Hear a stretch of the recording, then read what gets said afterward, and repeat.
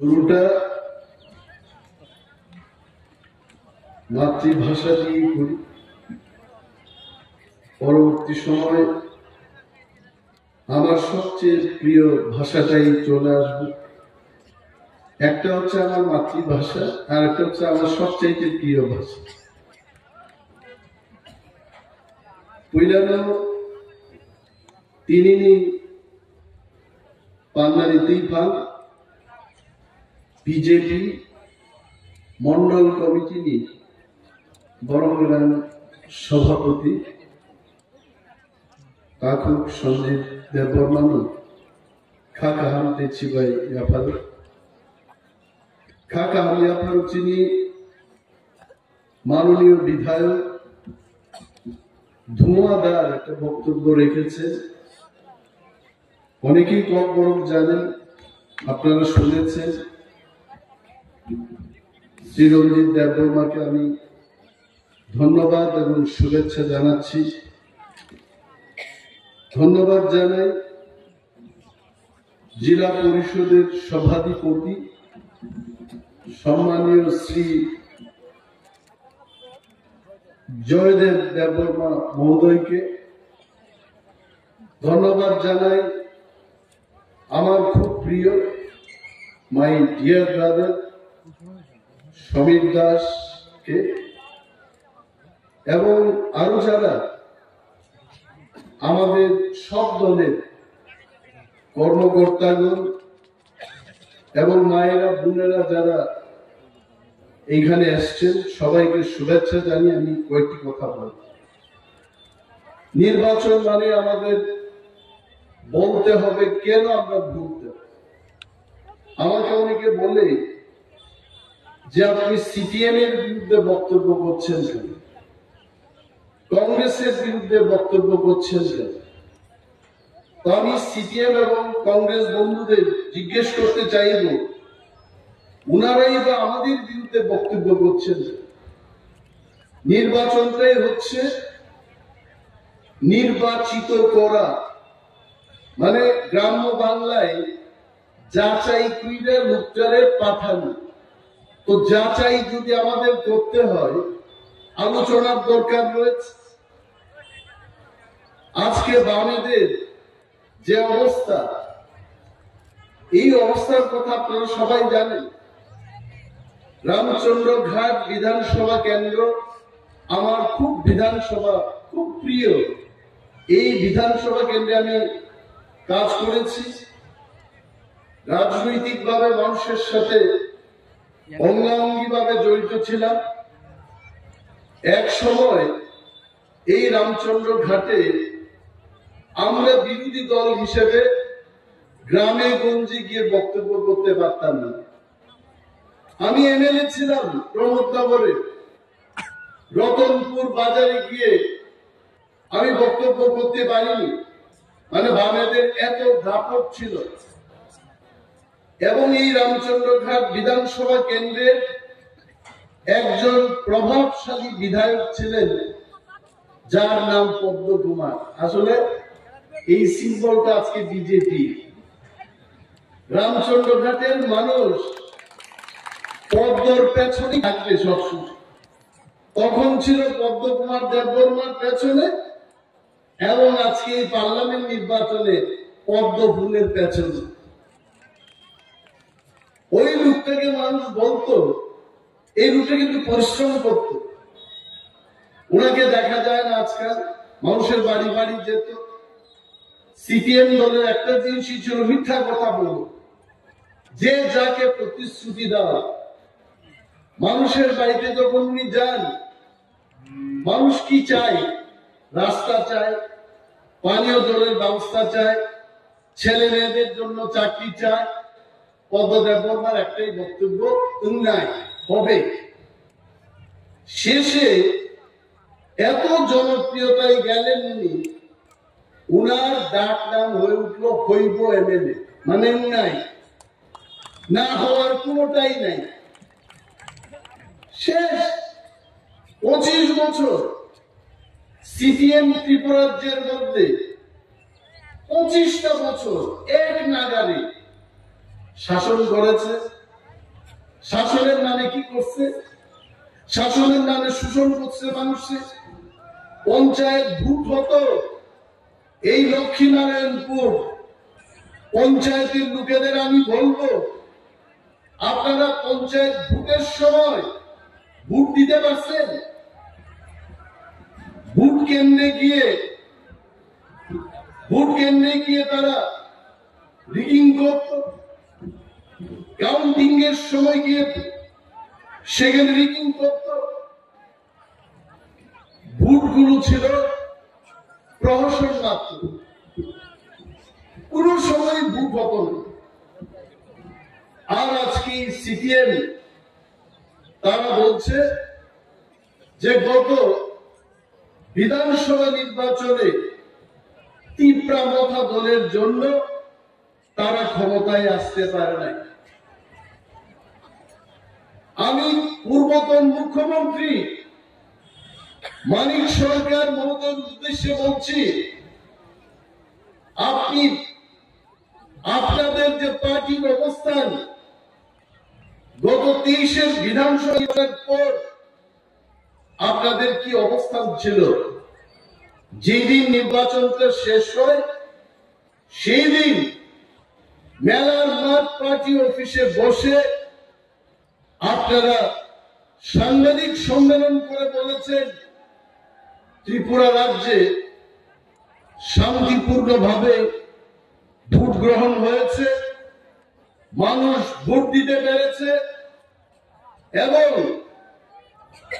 নিশ্চিত রূপে ত্রিপুরা রাজ্যে বামেরা ক্ষমতায় ফিরবে। তবে আজকে আমার মনে হয় না বেশি বক্তৃতা দেওয়া দেখবে। ভাত খাওয়ার সময় টেলিফোন কলটা এলে হাত ধুয়ে যে টেলিফোন ধরি ফিরে আর ভাত খেতে মজা লাগে না। সে যাই হোক, আমরা সবাই ব্যস্ত, ব্যস্ততার মধ্যেই আমাদের আসতে হয়। তো আমি বলছিলাম যেদিন নির্বাচনটা শেষ হয় সেই দিন কিন্তু সিপিএম সাংবাদিক সম্মেলন করে বলেছে যে আমরা পুনরায় ক্ষমতায় ফিরছি এবং একক সংখ্যাগরিষ্ঠতা নিয়ে ত্রিপুরায় আমরা মন্ত্রিসভা গঠন করব। কংগ্রেস সিপিএম এর এলাই পার্টনার ছিল, কংগ্রেসের আর নাম নেই নাই, তারা বলেছে একক সংখ্যাগরিষ্ঠতা লাভ করে কমিউনিস্ট পার্টির সরকার ত্রিপুরা রাজ্যে হবে এবং রাজ্যের অনেক জায়গায় কর্মচারী সমন্বয় কমিটি সিপিএম এর যে কর্মচারী সংগঠন তারা চাঁদা তুলতে শুরু করেছে।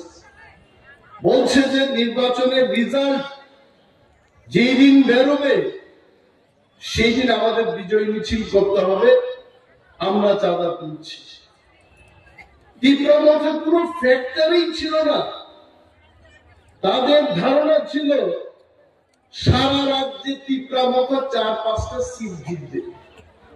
কিন্তু যখন নির্বাচনের ফলাফলের দিনে বাক্সটা যখন খুলল, এই আন্তর্জাতিক দল রাজ্যের তীব্রমথা দলের চেয়ে ছোট হয়ে গেল।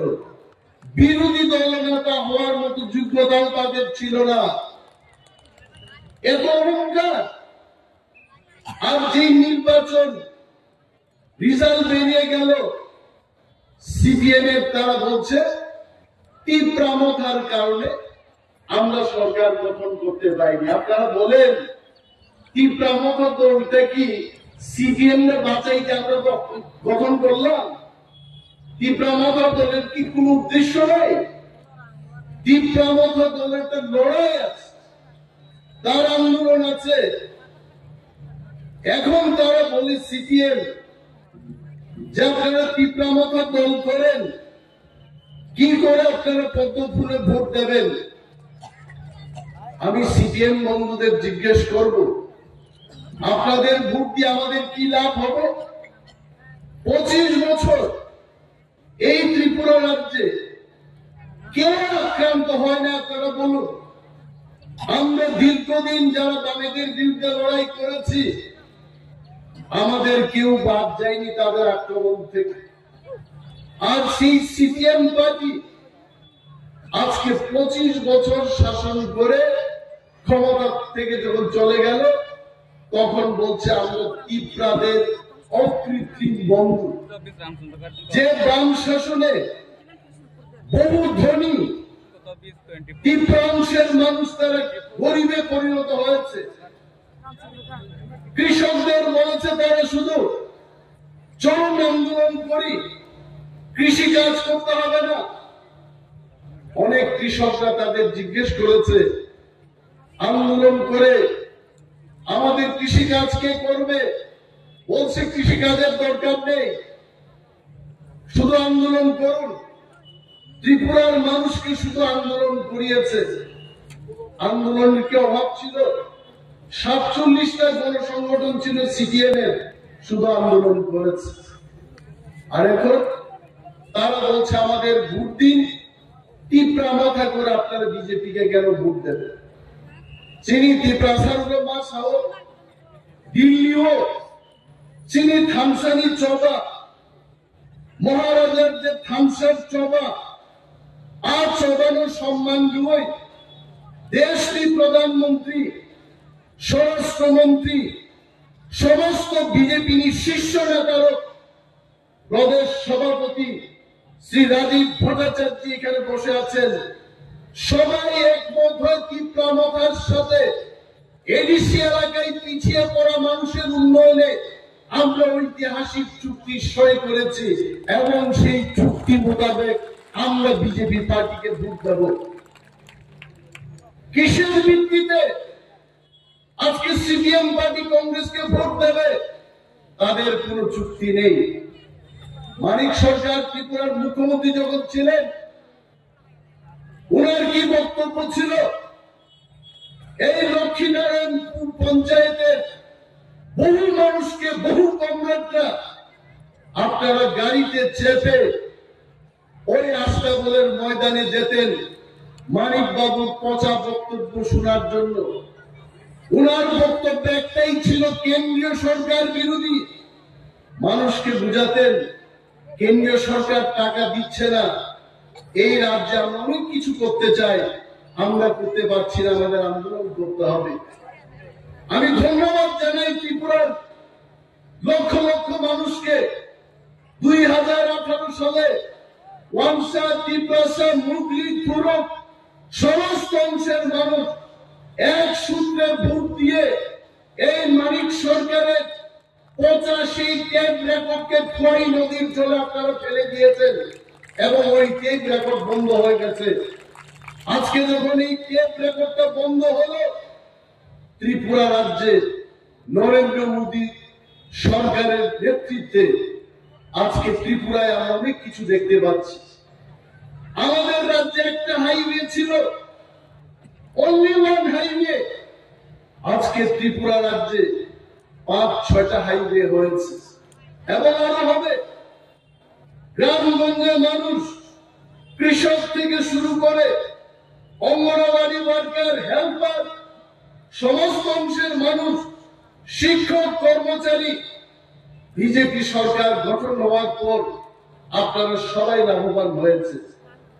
আমার পরিচিত একজন প্রধান শিক্ষক আমাকে বলছিলেন যে আগে বামেরা যখন কর্মচারীদের বেতন বাড়ানোর জন্য পে রিভিউ কমিটি করছিল, তখন মাত্র 5-6 হাজার টাকা বৃদ্ধি পাইছে এবং 2018 সালে ভারতীয় জনতা পার্টি নেতৃত্বাধীন আইপিএফটি এবং বিজেপির যখন সরকার হলো, পে কমিশন গঠন করে যখন বেতনটা দিল, প্রত্যেক কর্মচারী, ওই প্রধান শিক্ষক মহোদয় বলছিলেন 12-14 হাজার টাকা করে তাদের বৃদ্ধি হয়েছে এবং উনি আগরতলা শহরে দোতলা বাড়ি নির্মাণ করতে পেরেছেন, কারণ ব্যাংক তাদেরকে ঋণ নেওয়ার জন্য মোটা অঙ্কের ঋণ দিয়েছে ওই বেতনটা দেখে। আর বামেরা কি করত? বামেরা তো মিথ্যা কথা কই, কৃষক শ্রমিকদের বুঝাইতো কর্মচারীর বেতন বৃদ্ধি কইরা ত্রিপুরা রাজ্যের উন্নয়নের টাকা এটা কমে গেছে গা, সেই কারণে আপনাদের উন্নয়ন করতে পারতেছি না। আবার বেকারদের বুঝায় যে বেকারদের আমরা চাকরি দিতে পারছি না, কারণ সরকারি কর্মচারীর বয়স 58 থেকে 60 বছর আমরা করছি, সব টাকা ওইদিকে গেল না। আরো মিথ্যা কথা কইতো, উপজাতিদের কইতো বাংলাদেশ থেকে বাঙালিরা আইতে আইতে আজকে উপজাতিরা আপনাদের অস্তিত্ব সংকটে, আর বাঙালিদের বুঝাইতো ট্রাইবেলদের জন্য রিজার্ভেশন রাখা বাঙালিদের চাকরি দিতেছে না, মানে দ্বন্দ্ব লাগানো। তাদের মূল বক্তব্য হচ্ছে বিভেদ সৃষ্টি করো এবং রাজত্ব কায়েম করো। আপনারা আপনাদের স্মরণ করিয়ে দিচ্ছি, বামেরা যখনই ত্রিপুরা রাজ্য সরকারের ছিল, ত্রিপ্রাসা এবং ওয়াংসার মধ্যে সমস্ত অংশের মানুষের মধ্যে একটা বিভেদ সৃষ্টি করে রাখত। এসসি এসটিদের বিরুদ্ধে জেনারেল অংশের মানুষকে খেপিয়ে দিত, জেনারেলদের আবার আমাদের বিরুদ্ধে খেপিয়ে তারা বলতো তোমার সুযোগটা সে খাচ্ছে। এই ছিল বামেদের নীতি। এরা কিছু করেছে? কিন্তু ভারতীয় জনতা পার্টি ত্রিপুরার সরকার এবং কেন্দ্রের ভারতীয় জনতা পার্টির কেন্দ্রীয় সরকার এবং ত্রিপ্রামথার যে দাবি, উপজাতি এবং ত্রিপ্রাসাদের অস্তিত্ব সংকটে জেনে সেই ঐতিহাসিক চুক্তি আমরা স্বাক্ষর করেছি দিল্লিতে, পদক্ষেপ নেওয়া হয়েছে। বামেরা শুধু কইতো তোমার শেষ, অমকের শেষ, পদক্ষেপ কিছুই দিত বহু কিছু। এই রাজ্যের মধ্যে আপনারা ভাবুন, 25 বছর তাদের সরকার, তার আগে 10 বছর, এত সময় গভর্নমেন্টের তাফালে কোন জায়গায় আমরা বক্তৃতা করতে পারতাম না। থানা বাবু, বিডিও সাহেব, এসডিএম সমস্ত তাদের চিহ্নিত করা লোক তারা বসিয়ে রাখতো, আমাদের কথা বলার কোনো জায়গা নেই। আজকে আমরা গর্বের সাথে বলতে পারি যে ওয়াংসা, ত্রিপ্রাসার সমস্ত অংশের মানুষ স্বাধীন ভারতবর্ষে বুক ফুলিয়ে আমরা আজকে বাঁচতে পারি এই ত্রিপুরাজ্যে, যার মতো অধিকার নিয়ে আমরা থাকবো। এইটাই তো শ্রেষ্ঠ ভারত, এক ভারত, এইটাই তো শ্রেষ্ঠ ত্রিপুরার কথা। এই যে প্রতিশ্রুতি, মোদিজি কি বলে, মোদি হ্যাঁ তো মুমকিন হ্যাঁ, মোদি হ্যাঁ তো মুমকিন হবে না। মোদি যে আমার মনে আছে 2014 সালে যখন ক্ষমতায় ঠিক আসার আগে উনি বক্তৃতা করতে ভারতের কোনায় সমস্ত অংশের মানুষের সাথে দেখা করে তাদের সমস্যাগুলো উনি তুলে ধরেছেন এবং উনি কথা দিয়েছিলেন আমি মানুষের ঘরে ঘরে কেন্দ্রীয় সরকারের প্রকল্পগুলো আমি নিয়ে যাব এবং সুশাসন গড়ে তুলব। এবং তার নিরিখে আজকে যে সমস্ত স্কিম গুলো হচ্ছে, কে সেই সুযোগ পাচ্ছে না? কৃষক, গর্ভবতী মহিলারা, সাধারণ যুববন্ধু যারা ব্যবসা করতে চায়, স্টার্ট আপ কোম্পানি, সমস্ত কিছু সুযোগ সুবিধা ভারতবর্ষে শুরু হয়েছে। এবং এইবার মোদীজি বলছেন যে আমাদের টার্গেট 2047 সালকে দেখুন, 1 বছর 2 বছর দেখলে হবে না, ভারতবর্ষকে পৃথিবীর শ্রেষ্ঠতম দেশ করতে হবে এবং 2047-এর দিকে আমাদের দেখতে হবে। আমি যদি ভুল না বলি, কেন বলছি? মোদীজি বলছেন আপকি বার 400 পার, এটা সাধারণ মানের কথা না, এইবার 400 পেরিয়ে যাবে, বামেদের কোথাও স্থান থাকবে না। আমারে এটা আমি সবসময় করি। এরা যে চিল্লায় বক্তৃতা করতেছে, কয়েকদিন আগে আমি শুনলাম চিল্লাইতে বাইরেই গেছে, চিল্লাইতে কইতেছে আমরা ইন্ডিয়া মহাজোট, আমরা 350 সিট দিয়ে আবার ক্ষমতায় তৈরি। আমি কই ভারতবর্ষটা কি চীন, রাশিয়া নিয়ে ঘুরতে, এতগুলো সিট আইব কই? বিজেপির সরকার